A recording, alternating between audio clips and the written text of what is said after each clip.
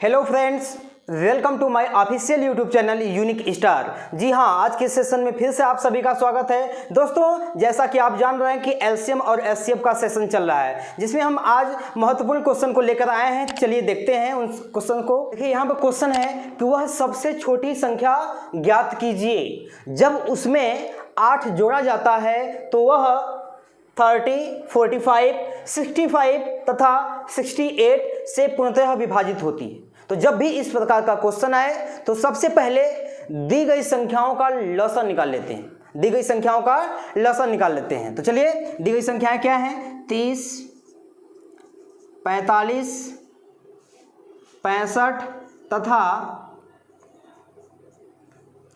68 का लसाअ यदि लसाअ निकालते तो कितना आ जाएगा? 39,780। 39,780 लसाअ आ गया। अब जैसा कि आप जानते हैं कि दी गई संख्याओं का जो लसाअ होता है वही छोटी से छोटी संख्या होती है जो दी गई संख्याओं से पूर्णतः विभाजित होती है। लेकिन क्वेश्चन में आपसे पूछा है कि वह छोटी से छोटी संख्या बतानी है जिसमें 8 जोड़ने के बाद वह संख्या दी गई संख्याओं से पूर्णतः विभाजित हो जाए। तो मान लेते हैं कि वह छोटी से छोटी संख्या क्या है? x, जिसमें 8 यदि हम जोड़ देंगे, 8 जोड़ेंगे तो जो प्राप्त संख्या है क्या? 39,780 आनी चाहिए, क्योंकि लसाअ ही छोटी छोटी संख्या होती है ना, जो दी गई संख्याओं से पूर्णतः विभाजित होती है। तो यहां पर मान लेते हैं कि छोटी छोटी संख्या x होगी। उसमें क्या जोड़ना है? 8 जोड़ना है। तो 8 हमने क्या किया? जोड़ दिया। तो क्या प्राप्त होना चाहिए? दी गई संख्याओं का लसाअ हमें मिलना चाहिए। तो यहां पर देखिए, x इज इक्वल टू क्या हो जाएगा? 39,780 माइनस 8, यानी x इज इक्वल टू 39,772। यानी 39,772 ही वह छोटी से छोटी संख्या है जिसमें यदि हम लोग 8 जोड़ देंगे तो देखिए क्या मिल जाएगा? लसाअ। जब लसाअ मिल जाएगा तो दी गई संख्याओं से पूर्णतः क्या हो जाएगी? विभाजित हो जाएगी। तो यानी वह छोटी से छोटी संख्या क्या हो जाएगी? 39,772। और यही आपका क्या है? करेक्ट आंसर है। तो चलिए अगला क्वेश्चन देखते हैं। देखिए, यहाँ पे क्वेश्चन है, वह सबसे छोटी संख्या ज्ञात कीजिए जब उसमें 5 की कमी कर दी जाती है तो वह 20, 25, 30 तथा 35 से पूर्णतः विभाजित हो जाती है। तो इस प्रकार के क्वेश्चन में सबसे पहले हम क्या करते हैं कि दी गई संख्याओं का लसाअ निकाल लेते हैं। तो चलिए, 20, 25, 30 तथा 35 का लसाअ कितना हो जाएगा? 2100 हो जाएगा। 2100 हो जाएगा। अब जैसा कि आप जानते हैं कि दी गई संख्याओं का लसाअ ही वह छोटी से छोटी संख्या होता है जो दी गई संख्याओं से पूर्णतः विभाजित होती है। तो अब यहां पे क्वेश्चन के अकॉर्डिंग क्वेश्चन में बोला है कि वह छोटी से छोटी संख्या बताइए जिसमें 5 की कमी कर दें। 5 की कमी कर दें तो वह संख्या दी गई संख्याओं से पूर्णतः विभाजित हो। तो वह छोटी छोटी संख्या आपको बतानी है। तो मान लेते हैं कि वह छोटी से छोटी संख्या क्या है? x है। क्या है? x है। इसमें 5 की कमी कर दी जाए, 5 की कमी कर दिया जाए तो प्राप्त संख्याएं दी गई संख्याओं से पूर्णतः विभाजित हो। तो दी गई संख्याओं से पूर्णतः विभाजित वही संख्या होगी जो दी गई संख्याओं का लसाअ होगा। तो छोटी छोटी संख्या x मान लीजिए, x में से 5 क्या कर देंगे? कम कर देंगे तो दी गई संख्याओं का लसाअ के इक्वल हो जाएगा, यानी 2100 के इक्वल हो जाएगा। अरे भाई, हमें 2100 मिलना चाहिए तभी दी गई संख्याओं से पूर्णतः विभाजित होगा। तो यहाँ पर कमी करने की बात किया है तो हमने x मान लिया छोटी छोटी संख्या, उसमें 5 की कमी कर दिया है और लसाअ के इक्वल कर देंगे, क्योंकि लसाअ आएगा तभी दी गई संख्याओं से वह छोटी छोटी संख्या पूर्णतः विभाजित होगी। ये तय है। तो यहाँ पर देखिए x इज इक्वल टू हो जाएगा 2100 +5, क्योंकि इधर माइनस से उस साइड जाएगा तो प्लस हो जाएगा, यानी x इज इक्वल टू 2105, यानी 2105। भाई छोटी छोटी संख्या x माने थे, x का मान कितना आ गया 2105, यानी 2105 वह छोटी से छोटी संख्या है जिसमें 5 की कमी कर दें, 5 की कमी कर दें तो क्या मिल जाएगा, लसा मिल जाएगा। जब लसा मिल जाएगा तो दी गई संख्याओं से पूर्णतः विभाजित हो जाएगा। तो यहाँ पर छोटी छोटी संख्या क्या हो जाएगी 2105, और यही आपका क्या है करेक्ट आंसर है। तो चलिए अगला क्वेश्चन देखते हैं। देखिए यहाँ पे क्वेश्चन है, यदि दो संख्याओं का योग 721 और मसा 103 है तो ऐसी संख्याओं की कितनी जोड़ी संभव है। जब भी इस प्रकार का क्वेश्चन दे, और जैसा कि आप जानते हैं कि जो संख्याओं का मसा होता है वह सबसे हाईएस्ट कॉमन फैक्टर होता है। जितनी भी संख्याएं दी गई हों, जो मसा होता है उसमें से सबसे बड़ा गुणनखंड वह कॉमन ही क्या कहलाता है, उन संख्याओं का मसा कहलाता है। यानी यहाँ पर देखिए, मान लेते हैं कि दो संख्याएं a और b मान लेते हैं, और a और b यहाँ पर इस प्रकार की संख्याएं हैं जो आपस में सअभाज्य संख्याएं हैं, जिनका मसा क्या होगा 1 है। मान लेते हैं कि a b दो संख्याएं हैं जिनके बीच का मसा 1 है। क्लियर, यानी सअभाज्य संख्याएं हैं। तो देखिए अब लेकिन क्वेश्चन में दिया है मसा 103, यानी दोनों संख्याओं में 103 क्या होगा, कॉमन होगा, क्योंकि उभयनिष्ठ फैक्टर ही क्या होता है, संख्याओं का मसा होता है। यानी 103 का गुणज पहली भी संख्या होगी और 103 का गुणज दूसरी संख्या भी होगी। अब देखिए इन दोनों का योग दिया है, यानी 103a plus 103b is equal to दिया है 721। 103 कॉमन कर लेंगे, यहाँ पर देखिए a बचेगा, यहाँ पर क्या बचेगा b इक्वल टू 721, यानी a प्लस b बराबर 721 बटा के 103, यानी a प्लस b बराबर 7, क्या आ जाएगा 7 आ जाएगा।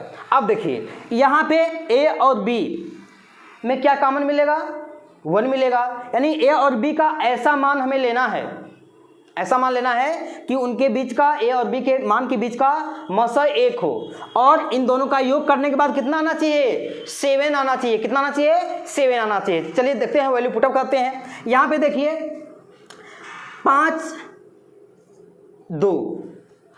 और 2 के बीच का जो मसा होगा, मसा कितना होगा 1 होगा, और इन दोनों का जोड़ने के बाद योग कितना आ जाएगा 7 आ जाएगा, यानी एक जोड़ा मिल गया आपको। दोनों का मसा 1 होना चाहिए और दोनों का योग करने के बाद 7 आना चाहिए, एक जोड़ा मिल गया। इसके बाद देखिए 3 और 4 का मसा क्या होगा 1 होगा, और इनका योग करेंगे तो 7 भी हो जाएगा, यानी 2 जोड़ा आपको मिला। इसके बाद 1 और 6, देखिए 1 और 6 का जब मसा निकालेंगे आप तो कितना आएगा 1 ही मसा आएगा, और इन दोनों का योग करने के बाद 7 आ रहा है। तो चलिए देखिए, अब इसके बाद कोई नंबर तो है ऐसा नहीं जिसका मसा भी 1 हो और जोड़ने के बाद 7 हो। तो कितने जोड़े मिले आपको, 1 जोड़ा, 2 जोड़ा, 3 जोड़ा, यानी ऐसे कितने जोड़े संभव हैं 3 जोड़े संभव हैं। क्लियर। अब देखिए संख्या आपको निकालना है तो ए बी का मान क्या करेंगे, इसमें पुटअप कर देंगे। ए बी का मान, अगर यदि आपसे क्वेश्चन में संख्या पूछता है, संख्या पूछेगा तो क्या करेंगे, ए बी का मान इसमें रखकर सॉल्व कर देंगे, संख्या निकल जाएगी। लेकिन यहाँ पर आपसे एक पूछा है कि कुल कितने जोड़े संभव हैं, तो आप करेंगे क्या, इस प्रकार से सॉल्व करेंगे। यहाँ पर जितनी संभावनाएं बनेंगी यानी 1 2 3, यानी 3 जोड़े संभव हैं। तो इसका आंसर कितना हो जाएगा, आंसर कितना हो जाएगा 3 हो जाएगा, यानी 3 जोड़े संख्याएं संभव हैं यहाँ पे जिनका मसा 103 और यदि उनका योग करेंगे तो 721 आएगा।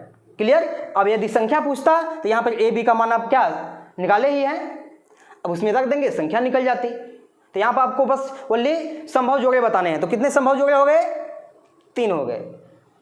ये क्या है 3 करेक्ट आंसर है। चलिए अगला क्वेश्चन देखते हैं। देखिए यहाँ पे क्वेश्चन है पिछले वाले क्वेश्चन पे ही आधारित है। यहाँ पर दिया है कि दो संख्याओं का मौसा 12 है और उनका योग 120 है, ऐसे कितनी संख्याओं के जोड़े संभव हैं। तो हमने क्या बताया कि इस प्रकार के क्वेश्चन में सबसे पहले दो संख्याएं दिया है तो दो संख्याएं मान लेते हैं a और b, और a और b एक सअभाज्य संख्याएं हैं जिनके सअभाज्य संख्याओं के बीच का मौसा क्या होता है, सदैव एक होता है। यानी a और b दो संख्याएं हमने लिया जिनके बीच का मौसा क्या है, एक है। अब देखिए मौसा लेकिन क्वेश्चन में दिया है 12, मौसा क्या दिया है 12, और जानते हैं कि मौसा क्या होता है, दी गई संख्याओं का सबसे बड़ा गुणनखंड होता है।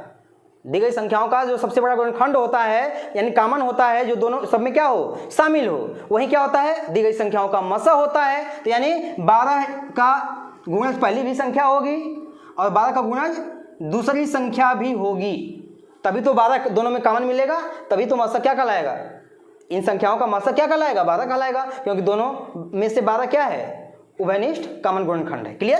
तो यहाँ पर 12a और 12b हो गया, पहली संख्या 12 है, दूसरी संख्या 12b।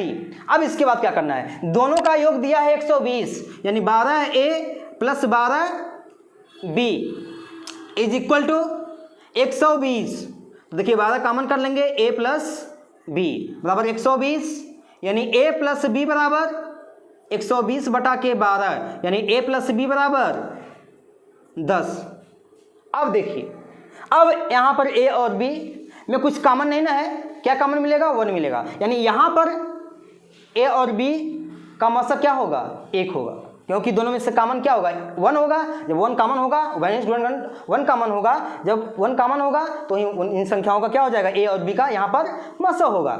अब देखिए लेकिन उनका योग करने पर 10 आना चाहिए। अब देखिए a और b का ऐसा मान हम लोग रखें कि योग करने पर 10 आना चाहिए, लेकिन वही संख्या दो ले सकते हैं जिनके बीच का मौसा 1 होना चाहिए और उनका योग करने के बाद 10 आना चाहिए। तो देखिए 3 7, 3 और 7 का यदि आप मौसा निकालेंगे तो कितना आएगा, 1 आएगा। कितना आएगा, 1 आएगा, और इन दोनों का योग करेंगे तो 10 भी आ जाएगा। 3 + 7 बराबर 10, यानी एक जोड़ा आपको मिल गया। इसके बाद 1 9, 1 9,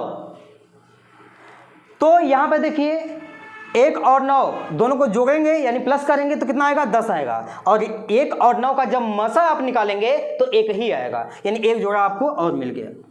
अब इसके बाद 8 और 2 सोचेंगे आप, तो 8 और 2 में देखिए क्या हो जाएगा, मौसा 2 आ जाएगा। 6 और 4 लेते हैं तो भी उसका मौसा क्या आ जाएगा, 2 आ जाएगा। लेकिन हमें वही संख्याएं लेनी है जिनका योग करने पर 10 आना चाहिए, लेकिन उन संख्याओं के बीच का मौसा क्या होना चाहिए, 1 होना चाहिए। तो ऐसे दो ही जोड़े संभव हैं, दो ही जोड़े संभव हैं जिनका योग करने पर 10 आ जाएंगे और उनका मौसा निकालने के बाद 1 आएगा। तो यहाँ पर 2 जोड़े संभव हैं। कितने जोड़े संभव हैं, 2 जोड़े। यदि आपसे संख्या पूछता है तो यहाँ पर देखिए a और b का मान इसमें क्या करते हैं, हम लोग रख देते, हमें संख्या मिल जाती। लेकिन यहाँ पर कितने जोड़े संभव वही पूछा है, तो 1 और 2। कितने जोड़े संभव हैं, 2 जोड़े। इस प्रकार के क्वेश्चन में आपको हमेशा क्या करना है, ऐसे ही करना है। तो आपका करेक्ट आंसर क्या होगा, 2 जोड़े संभव हैं। क्लियर, कि उन संख्याओं का मौसा 12 है तथा उनका योग करने पर 120 है। ऐसे कितने जोड़े संभव हैं, 2 जोड़े संभव हैं। क्लियर। यहाँ पर a और b का मान रख के अब सॉल्व करके देख सकते हैं, 2 ही जोड़े संभव होंगे। तो चलिए अगला क्वेश्चन देखते हैं। देखिए यहाँ पर क्वेश्चन है, यदि 2 संख्याओं का मौसा 20 और उनका लसा 400 हो तो ऐसी संख्याओं के कितने जोड़े संभव हैं। तो इस प्रकार के क्वेश्चन में हमने अभी बताया है आप लोगों को कि सबसे पहले 2 ऐसी संख्याएं मानते हैं जिनके बीच का मौसा क्या हो, 1 हो, यानी 2 सहअभाज्य संख्याएं मानते हैं। तो मान लेते हैं कि यहाँ पर a और b 2 सहअभाज्य संख्याएं हैं। सहअभाज्य संख्याओं का मतलब कि उनके बीच का मौसा क्या हो, 1 हो। तो देखिए यहाँ पर हमने 2 संख्याएं मान लिया a और b, और इनके बीच का मौसा क्या मान लेते हैं कि 1 होगा। क्लियर। अब देखिए लेकिन क्वेश्चन में मौसा दिया है 20, यानी दोनों संख्याएं 20 की क्या होगी, गुणज होगी। 20 की गुणज होगी तो अभी तो 20 क्या मिलेगा, कॉमन फैक्टर मिलेगा दोनों में। पहली संख्या में से 20 कॉमन मिल जाएगा, दूसरी संख्या में से भी 20 कॉमन मिल जाएगा, क्योंकि सबसे बड़ा गुणनखंड जो उभयनिष्ठ होता है वही दी गई संख्याओं का क्या होता है, मसा होता है। तो यानी 20a पहली संख्या होगी, दूसरी संख्या क्या होगी 20b। क्लियर। अब इसके बाद देखिए इनका लसा दिया है, योग दिया रहता था हम लोग क्या करते थे, इनका योग कर लेते थे, लेकिन यहाँ पर लसा दिया है तो लसा देखिए लसा कैसे निकलेगा इनका, जो दोनों में कॉमन रहता है उसको लिख लेते हैं, यानी दोनों में कॉमन क्या है 20। इसके बाद जो बचा हुआ है यानी a बचा है, a हो गया फिर b हो गया, यानी 20ab इन दोनों संख्याओं का क्या हो जाएगा यहाँ पर लसा हो जाएगा, यानी 20a और 20b का जो लसा कितना हो जाएगा 20ab बराबर दिया है 400, यानी लसा भाई यहाँ पर लसा कितना हो गया 20ab और क्वेश्चन में दिया भी है 400। अब क्या कर लेंगे ab इक्वल टू कितना हो जाएगा 400 बटा के 20, यानी ab इक्वल टू हो जाएगा आपका कितना हो जाएगा 20 आ जाएगा। अब देखिए a और b का ऐसा मान रखना है कि उनके बीच का मौसा क्या हो 1 हो और मल्टीप्लाई करने के बाद 20 आ जाए, मल्टीप्लाई करने के बाद 20 आ जाए। तो चलिए देखते हैं 4 गुणे 5, a का मान 4 लेते हैं, b का मान 5 लेते हैं। तो देखिए यहाँ पर पहला जोड़ा यानी 4 और 5, यानी इन दोनों का जब मल्टीप्लाई करेंगे तो मल्टीप्लाई करने पर 20 आ जाएगा। देखिए 4 5 20, लेकिन इन दोनों का बीच का मसा 1 होना चाहिए। तो देखिए 4 और 5 का यदि आप मसा निकालेंगे तो कितना हो जाएगा 1 हो जाएगा, यानी इनका मसा भी 1 आ रहा है, क्योंकि भाई देखिए यहाँ पर इन दोनों में कॉमन क्या मिल रहा है a और b में, वो नहीं मिल रहा है, तो इन दोनों में भी मसा 1 ही मिलना चाहिए। तो यहाँ देखिए मल्टीप्लाई करने में 20 आ जाएगा और इनका मसा 1 आ जाएगा, यानी एक जोड़ा आपको मिल गया, एक जोड़ा आपको मिल गया। अब सोचेंगे सर 10 और 2 भी तो हो जाएगा, नहीं 10 और 2 लेते हैं तो उनका मसा क्या हो जाएगा 2 हो जाएगा, लेकिन हमें वैसी संख्या लेनी नहीं है, उनके बीच का मसा कितना होना चाहिए 1 होना चाहिए। चलिए आगे 1 और 20 ले लेते हैं। देखिए 1 और 20 का जब मल्टीप्लाई करेंगे तो 20 ही आएगा, और 1 और 20 का जब मसा निकालेंगे तो कितना आ जाएगा 1 आएगा। कितना आएगा मसा 1 आएगा, यानी एक जोड़ा यह भी संभव है। इसके बाद अब ऐसी कोई संख्याएं है नहीं कि जिनके बीच का मसा 1 हो और उनका मल्टीप्लाई करने के बाद क्या मिले 20 मिले। तो देखिए कितने जोड़े संभव हैं, 1 जोड़ा 2 जोड़ा, ये 2 जोड़े संभव हैं,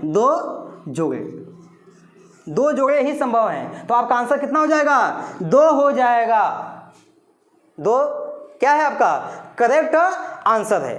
तो चलिए अगला क्वेश्चन देखते हैं। देखिए यहाँ पे क्वेश्चन है 3 संख्याएं असहभाज्य जिनमें से प्रथम 2 का गुणनफल 187 तथा अंतिम 2 का गुणनफल 451 है, संख्याएं हैं। क्लियर। तो जब भी इस प्रकार का क्वेश्चन आए तो हम लोग करते क्या है 3 a b और c सहभाज्य संख्याएं मान लेते हैं, सहभाज्य संख्याएं मान लेते हैं यहाँ पर। तो देखिए क्योंकि यहाँ पर मसा कुछ दिया नहीं है, मसा दिया रहता है तो इसमें क्या करते उस मसा का सभी संख्याएं क्या होती गुणज होती। इसके बाद देखिए अब बोला है पहले 2 के बीच का गुणनफल, प्रथम 2 का गुणनफल यानी a इंटू बी, a और b का इंटू कर देंगे बराबर किसके दिया हुआ है 187, यानी a into B equal to इसका गुणनखंड करेंगे तो हो जाएगा 11 गुणे 17 हो जाएगा। क्लियर। अब देखिए बोला कि अंतिम 2 के बीच, अंतिम 2 क्या है b और c, यानी अंतिम 2 के बीच का गुणनफल कर दिया हमने बराबर किसके दिया है 451। अब देखिए b इंटू सी बराबर 451 का गुणनखंड करेंगे तो हो जाएगा 17 गुणे 41। अब देखिए a इंटू बी आपने कर दिया तो कितना आ गया 11 गुणे 17 आ गया, b इंटू सी आपने कर दिया, b इंटू सी आपने कर दिया तो कितना आ गया 17 गुणे 41। क्लियर। अब देखिए यहाँ पे a और b क्या है सहभाज्य संख्या, यानी इनके बीच का मसा 1 है। इधर भी देखिए इन संख्याओं के बीच का मसा 1 है कि नहीं है। तो a का मान क्या हो जाएगा 11 हो जाएगा। b का मान देखिए b दोनों में कॉमन है, तो देखिए कि b का जो वैल्यू है दोनों में सेम है कि नहीं है, दोनों में सेम है। देखिए यहाँ भी 17 यहाँ भी 17, यानी b का मान कितना हो जाएगा 17 हो जाएगा। इसके बाद सी का मान 41, क्योंकि यहाँ पर बी और सी क्या है, सभाज्य संख्या, यानी इनके बीच का मासा 1 होना चाहिए। इधर भी देखिए इनके बीच का मासा क्या है, 1 है, तो बी का मान 17 होगा, 17 जो कि पहले में भी है, तो पहले में निकाल चुके हम लोग। और यहाँ पर सी का मान कितना हो जाएगा, 41। यानी संख्याएं आपकी क्या हो जाएगी, 11, 17 और 41। इस प्रकार के क्वेश्चन में हम लोग ऐसे ही सॉल्व करते हैं। तो आपका करेक्ट आंसर क्या हो जाएगा, 11, 17, 41। देखिए किस ऑप्शन में है, 11, 17, 41। ऑप्शन नंबर डी आपका क्या होगा, करेक्ट आंसर होगा। तो चलिए अगला क्वेश्चन देखते हैं हम लोग। देखिए अगला क्वेश्चन है यहाँ पे, दो संख्याओं का मसा 6 और उनका गुणनफल 1080 है। ऐसी संख्याओं के कितने जोड़े संभव हैं। तो इस प्रकार के क्वेश्चन में हमने बताया है कि यहाँ पर दो संख्याएं हैं, तो दो संख्या हम ऐसे मानते हैं जिनके बीच का मासा क्या हो, 1 हो, यानी ए और बी।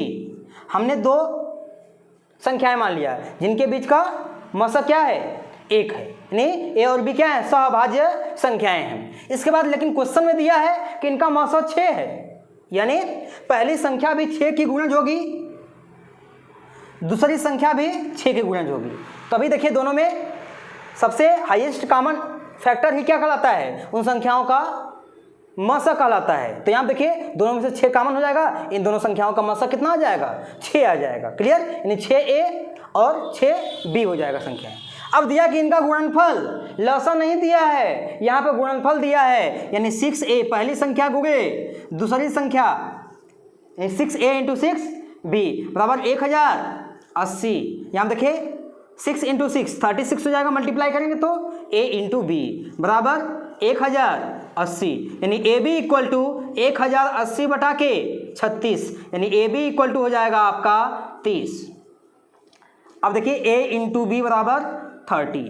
अब जोड़े बनाने हैं, हमें जोड़े क्या करने हैं, बनाने हैं। तो देखिए यहाँ a और b का ऐसा मान रखना है कि मल्टीप्लाई करने के बाद 30 आ जाना चाहिए, लेकिन उन दोनों का मासा 1 होना चाहिए। देखिए यहाँ पर a और b दोनों में कुछ कॉमन है, 1 के अलावा कुछ कॉमन नहीं है, तो इन दोनों का यहाँ पे मासा क्या होगा, 1 होगा।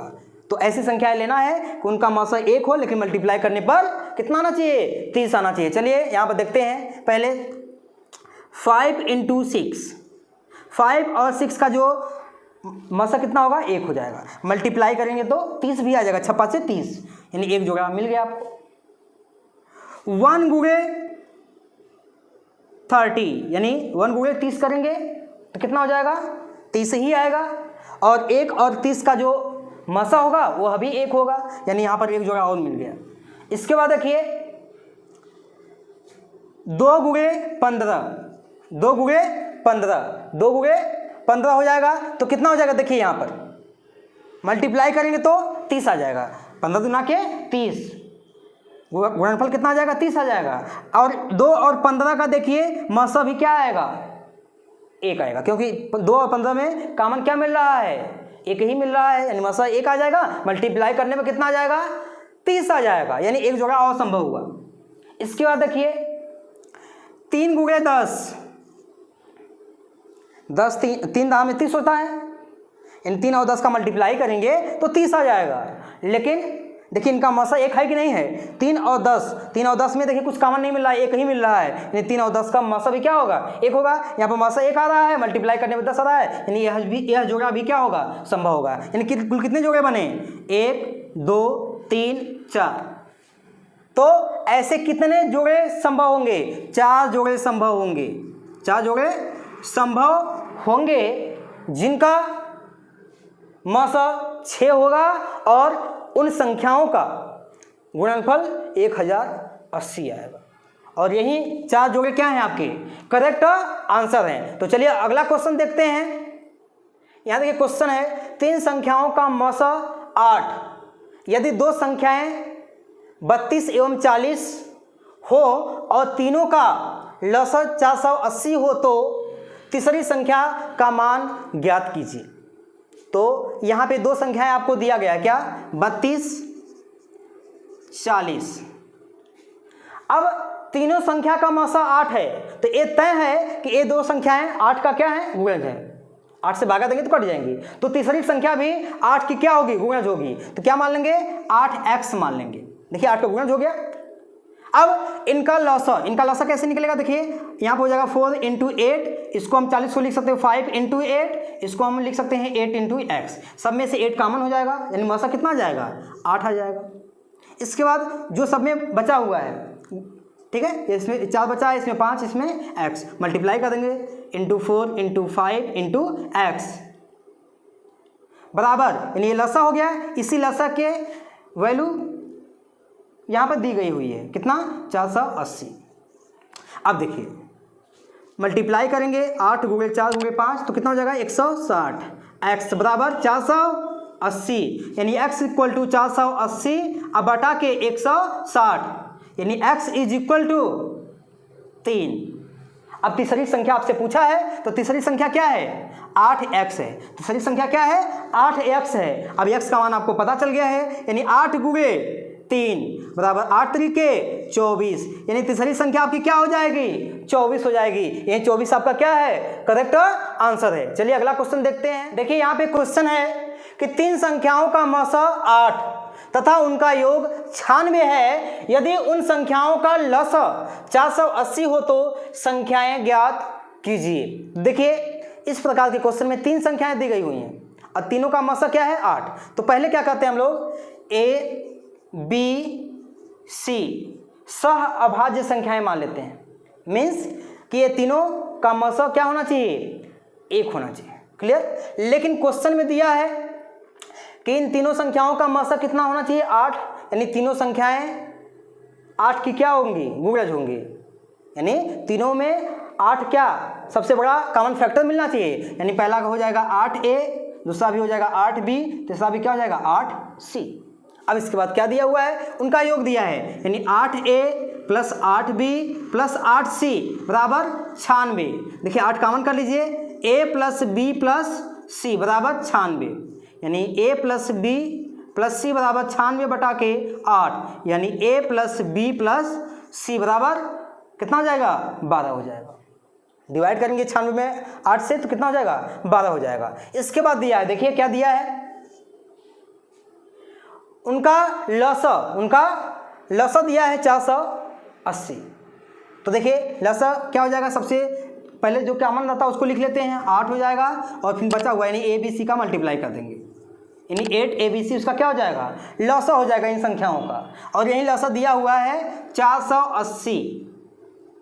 अब देखिए ABC बराबर 480 अब बटा के 8, यानी A × B × C बराबर कितना हो जाएगा, 60। क्या हो जाएगा, अब यहाँ पर देखिए ABC यहाँ पे ऐसे नंबर हैं जिनके बीच का मौसा क्या होगा, 1 होगा, क्योंकि कॉमन इन तीनों में यहाँ पे देखिए कुछ कॉमन मिल रहा है, 1 ही मिल रहा है। तो यहाँ पर A और B C का मान ऐसा रखेंगे जिनके बीच का मौसा 1 हो और उनका योग करने पर 12 आना चाहिए, और यहाँ पर उनका मल्टीप्लाई करने पर 60 आना चाहिए। देखिए यहाँ पर योग है, यहाँ पर मल्टीप्लाई है, तो इन दोनों कंडीशन में फॉलो करना चाहिए। तो यहाँ पर देखिए 12 चाहिए हमें, तो 3 4 5। अब देखिए इन तीनों का मौसा कितना है, 1 है। मौसा कितना है, 1 है। क्या है, 1 है। और इनको प्लस करिए, देखिए कितना आ रहा है, 4 3 7 5 12। इनका मल्टीप्लाई करके देखिए, 3 4 × 5 बराबर, देखिए 4 3 12 5 60। इन दोनों में बैलेंस कर रहा है, दोनों इक्वेशन में बैलेंस कर रहा है, यानी A B C का मान हम लोग निकाल लिए। A का मान 3, B का मान 4, C का मान 5। अब आपसे संख्याएं पूछी गई हैं, तो A B C का मान क्या करेंगे, इसमें पुटअप कर देंगे। देखिए 8A 8B 8C है ना, तो देखिए 8A का मान कितना, 3 रख लेते हैं, 8 × B का मान क्या लिख लेते हैं, 4, 8 × C का मान कितना, 5। तो देखिए यहाँ पर हो जाएगा 8 3 24, 8 चौके 32, 8 5 40, यानी संख्याएं क्या हो जाएंगी, 24 32 40, और यही आपका क्या है, करेक्ट आंसर है। तो चलिए अगला क्वेश्चन देखते हैं। देखिए यहाँ पे क्वेश्चन है, दो संख्याओं का योग 108 तथा उनके लसा 240 हैं, तो संख्याएं ज्ञात कीजिए। तो जैसा कि आप जानते हैं कि जब संख्याओं का मसा दिया जाता था, अब योग दिया जाता था, तो आसानी से हम लोग संख्या निकाल लेते थे। लेकिन यहां पर मसा नहीं दिया है, योग दिया है और लसा दे दिया है। तो इस प्रकार के क्वेश्चन में आपको ध्यान देना है। क्या ध्यान देना है? देखिए, संख्याओं के योग, जो भी संख्याओं का योग दिया रहेगा तथा उन संख्याओं के लसा, योग और लसा का मसा वही होता है जो उन संख्याओं का एक्चुअल में मसा होता है। क्लियर? तो क्या करेंगे, जो संख्याओं का योग दिया रहेगा, योग मतलब 108 और उन संख्याओं का लसा यानी 240 यहां पर का क्या निकाल लेंगे, मसा निकाल लेंगे। तो मसा इन दोनों का निकालेंगे कितना हो जाएगा, 12 हो जाएगा। जब मसा निकल गया तो आसानी से हम संख्या निकाल सकते हैं। क्या कहते हैं हम लोग, ए और बी दो सहभाज्य संख्याएं मान लेते हैं, यानी सहभाज्य संख्या वो होती है जो जिनके बीच का मसा क्या हो, एक हो। यानी यहाँ पर ए और बी का मसा क्या है, एक है। लेकिन यहाँ पर क्वेश्चन के अकॉर्डिंग मसा कितना आ गया, 12। यानी दोनों संख्याएं 12 का क्या होगी, गुणज होगी, और 12 सबसे बड़ा गुणनखंड होगा उन संख्याओं, इन दोनों का जो क्या होगा, उभयनिष्ठ होगा। यहाँ देखिए 12 ए हो जाएगा, ये 12 बी हो जाएगा। क्लियर? यानी 12 ए प्लस 12 बी, इसका योग दिया है 108। यानी यहाँ पर 12 कॉमन कर लीजिए, 12 कॉमन कर लेंगे तो a प्लस बी बराबर 108। तो यानी a प्लस बी बराबर 108 बटा के 12, यानी a प्लस बी बराबर कितना आ गया, 9। क्लियर? इसके बाद देखिए, इन दोनों का लसा क्या हो जाएगा, 12, यानी जो कॉमन आता है उसको लिख लेते हैं, जो बचता मल्टीप्लाई करते हैं, यानी a b बराबर, और लसा दिया क्वेश्चन में 240। अब देखिए ए बी इज इक्वल हो जाएगा 240 बटा के 12, यानी ए बी इक्वल टू हो जाएगा कितना, 20। यानी ए इंटू बी बराबर कितना हो जाएगा, 20। अब देखिए ए और बी का मान ऐसा रखना है कि उनका मसा एक होना चाहिए। यहाँ पर देखिए ए और बी में कुछ कॉमन नहीं है, 1 है, तो ए और बी का यहाँ पर क्या मसा क्या है, एक है। तो अब वैसे ही संख्या रखना जिनका मसा एक हो, और यहाँ पर योग है तो योग करने पर 9 आना चाहिए। यहाँ पर देखिए ए और बी है वही सेम, लेकिन मल्टीप्लाई करने में कितना आना चाहिए, 20 आना चाहिए। यानी ए और बी का ऐसा मान रखना है जिनके बीच का मसा एक हो, लेकिन उनका योग करने पर यहाँ पर 9 आना चाहिए, और उनका मल्टीप्लाई करने के बाद क्या आना चाहिए, 20 आना चाहिए। तो चलिए 4 और 5 लेते हैं। देखिए 4 और 5 लेते हैं, इन दोनों का योग करेंगे, तो कितना हो जाएगा, 9 हो जाएगा। अब यहाँ पे देखिए बैलेंस कर रहा है कि नहीं, यहाँ पे देखिए 4 और 5 का मसा भी क्या है, एक है। यहाँ पे रखिए, यहाँ पे रखेंगे तो क्या हो जाएगा, 4 × 5 इज इक्वल टू 20। यानी यहाँ भी बैलेंस कर गया, यानी ए और बी का दोनों इक्वेशन में वैल्यू बैलेंस कर गया। यानी ए और बी की वैल्यू यहाँ पर हम लोग क्या कर लेंगे, मान लेंगे। यानी ए की वैल्यू कितनी हो जाएगी, 4, बी की वैल्यू हो जाएगी 5। अब संख्याएं बतानी है आपको, तो संख्या क्या माने थे यहाँ पे, आप यहाँ पे माने थे 12a और 12b, तो कितना हो जाएगा, 12 गुणे 4 और यहाँ पे हो जाएगा 12 गुणे 5, यानी 12 से 48 हो जाएगा, और यहाँ पे 12 5 60, यानी आपकी संख्याएं क्या हो जाएंगी, 48 और 60 हो जाएंगी। क्लियर? और यही 48 और 60 क्या है, आपका करेक्ट आंसर है। तो दोस्तों, यदि आज का सेशन आप लोग को पसंद आया हो तो प्लीज़ लाइक, शेयर, कमेंट्स और सब्सक्राइब करें, और हाँ, बेल आइकन को दबाना ना भूलें। धन्यवाद।